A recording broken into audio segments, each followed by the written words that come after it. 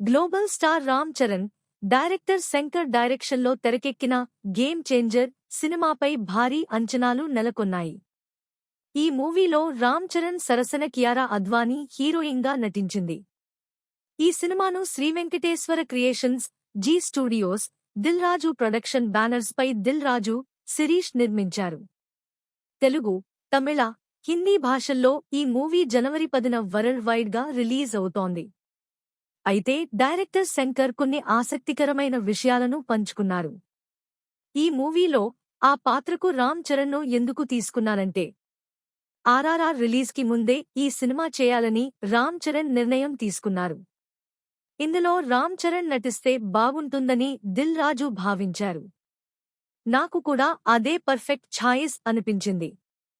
నా కథలకు universal appeal ఉంటుంది. అందుకే ఓ పెద్ద హీరో అయితే బాగుంటుందని అనుకుని రామ్ చరణ్తో ఈ సినిమా అనుకున్నాం. రామ్ చరణ్ని చూస్తే లోపల ఏదో తెలియని శక్తిని కంట్రోల్ చేసి పెట్టుకుంటున్నట్టుగా అనిపిస్తుంది. టైం వచ్చినప్పుడు ఆ శక్తి విస్ఫోటనం చెందుతుందా అన్నట్టుగా ఉంటుంది. డీప్ పెర్ఫార్మెన్స్ ఇవ్వగల గొప్ప ఆర్టిస్ట్. మంచి స్క్రీన్ ప్రెజెన్స్ ఉన్న రామ్ చరణ్ ఎలాంటి సీన్ అయినా అద్భుతంగా హ్యాండిల్ చేస్తారు.